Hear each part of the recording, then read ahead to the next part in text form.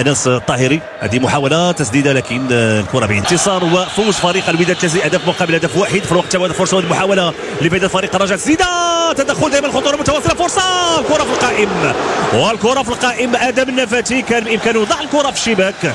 فرصه ومحاوله لفائده فريق الرجاء بعد مرور 3 ديال الدقائق. ضاع الكره.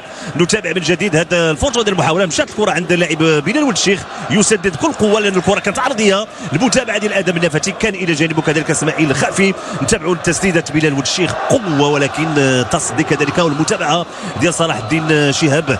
كانت محاوله سانحه للتسجيل لفريق الرجاء في بدايه هذه المباراه، واكيد هي رسائل بالنسبه للفريق الاخضر بانه يبحث على نتيجه ايجابيه في انتظار رد امام الدفاع الحسني الجديدي. هذه فرصه محاوله تمريره في البحث عن لاعب فريق يبحث انه يحقق نتائج ويحقق انتصارات، ولما لا اكيد فرق. لادم النفاتي تسديده، فرصه، الكره بالراس، تدخل وابعاد الكره وابعاد الخطوره. كان تدخل ديال ارتور كيفن يانغا هو المراوغه. دائما محاوله سفيان بجديده، تمرير هذه الفرصه ومحاوله لفائده فريق المغرب فاسي. ترفعت كره الراسيه والهدف الاول لفائده فريق المغرب الفاسي. هنا عند اللاعب ادم بريكا شطات كره لسفيان بجديده، تمريره عند اللاعب ارتور، رفع الكره والمرتدى السريع لانه انطلق هنا لما ضاعت الكره لهلال الفردوسي. انطلق المرتدى السريع. الحكم غادي يتاكد هل هناك خطا ام لا.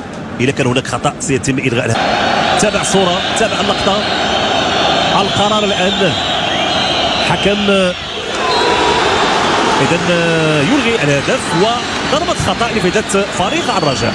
انطلاقه ديال محمد بولكسوت على المستوى الجانبي امامه 3 ديال اللاعبين كيبرر، لكن الكره سهله في لوحات كبيره برفقه المدرب الاسباني لتحقيق نتائج قويه. عن الى مذكور كيرفع الكره لكن مشات مباشره خارج ارضيه الملعب. ضربه مرمى لفائده فريق الرجاء. حاول عبد الله مذكور يلعب الكره داخل مستطيل العمليات. محمد بولكسوت فرصه لفائده فريق الرجاء. هذه فرصه لبحث الامكانيات التسديد، تسديده مشات فوق المرمى، تسديده بلال ولد الشيخ يسدد. نتابعوا من جديد هذه الفرصه ديال المحاوله. لاحظوا يعني الرجاء على مستوى المراوغات كذلك التمريرات. الحكم طلب مواصله لانه كان مطالبه بالمساتيات. الحكم طلب مواصله المباراه ما دام ان الكره يفيد فريق الرجاء. نتابعوا من جديد بولكسوت شطات الكره للاعب بلال ولد الشيخ. هنا التمويه يسدد والكره مشات فوق المرمى. محاوله صابر بوغرين كيلعب الكره طويله. هناك انطلاقه ديال محمد بولكسوت لكن صلاح الدين مناسب. عفوا بين التايمينغ مهم جدا بالنسبه لحارس المرمى. هذه فرصه لانه كان انطلاقه ديال سفيان بجديده، كره خارج ارضيه الملعب والكره في الركنيه لفائده فريق المغرب الفاسي. ومن جديد التمريرات والبحث على انطلاقات ديال اللاعب سفيان بجديده.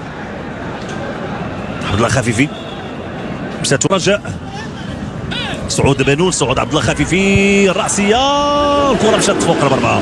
الراسيه ديال اسماعيل الخافي. الحكم كيقول ضربه مرمى في الوقت هناك المطالبه بركنيه. غنتابعوا من جديد هذه المحاولات. لعبت كره دائريه، الراسيه ديال اسماعيل الخافي. بدر بنون اللي كيأكد الحكم المباراه بان صلاح الدين شهاب لمس الكره. نتابع من جديد هذه الفرصه وديال اطوار هذه المباراه.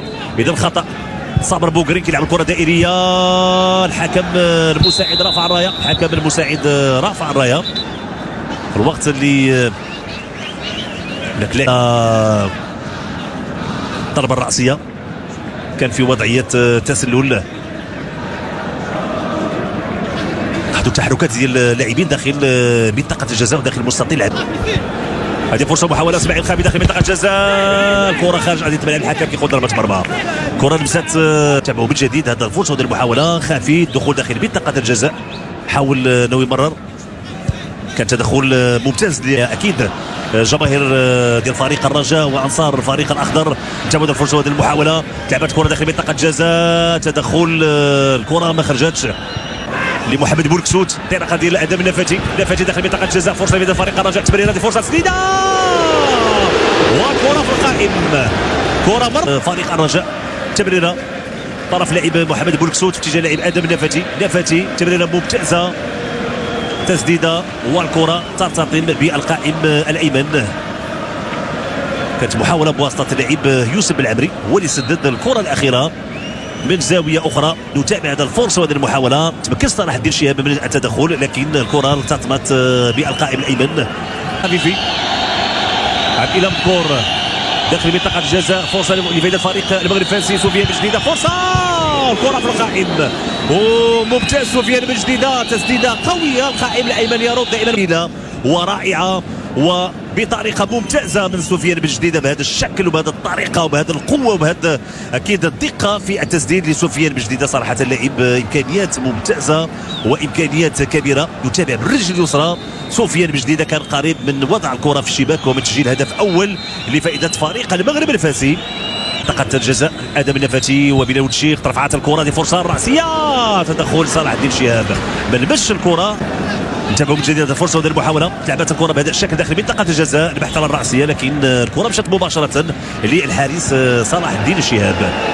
كره في الوسط، يوسف بالعبري كيمرر عند اللاعب محمد بولكسوت محاوله مراوغه عند اللاعب بلال الشيخ، يوسف الدين الكره مرت جيدا، تمريره ديال بلال الشيخ فريق المغرب الفاسي. نتابعوا محمد بولكسوت تحضير الكره، لكن بلال الشيخ تسديدته ما كانتش البناء الهجومي. بدر بانون كيلعب الكره طويله، البحث على ادم النفاتي، ارتقاء ديال ادم النفاتي، الكره برا. المتابعه ديال اللاعب اسامه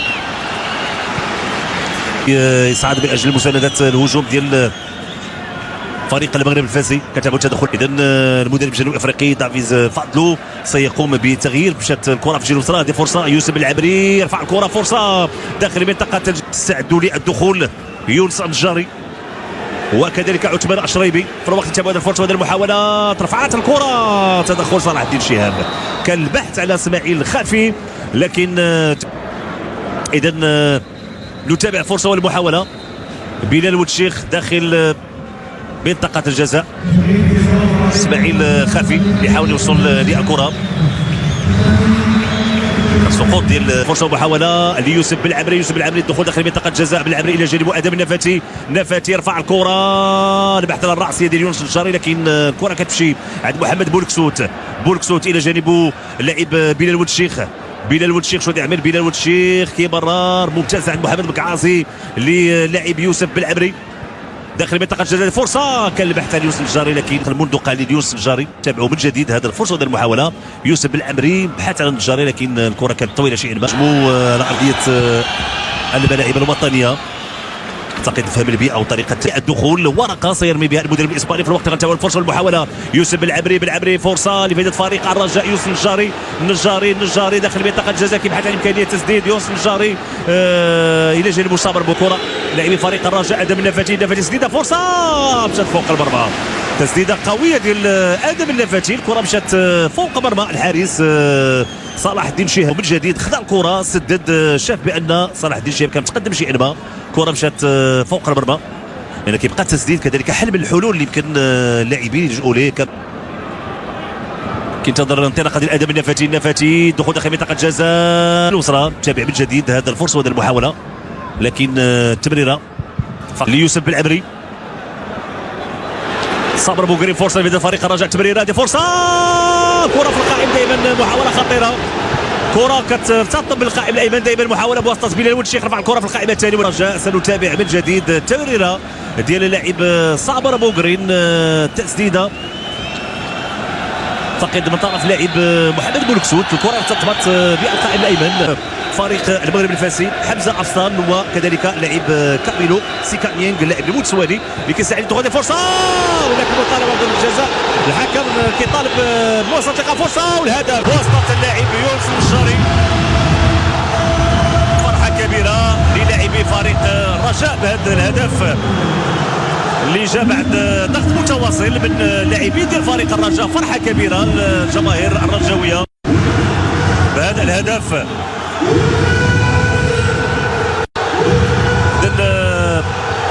يونس النجاري كيتمكن من الوصول للشباك، نتابع كره مشات بالجهه اليسرى، تمريره داخل منطقه الجزاء، هنا التدخل، الحكم طلب مواصله اللقاء، تسديده، كره تصل ليونس النجاري الذي يضع الكره في الشباك في انتظار اكيد لا كنتابعوا لمسه يد على ادريس الجبلي، الحكم طلب مواصله اللقاء، كيقول ما كاين اي شيء، وصلت الكره ليونس النجاري، الكره اللي وصلت بالخطا بعد ما لاحظوا الكره ارتطمت برجل المدافع من زاويه اخرى.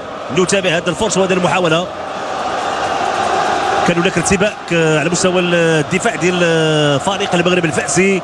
وصلت الكره في طبق من ذهب ليوسف الجاري كيوضع الكره في عشيب.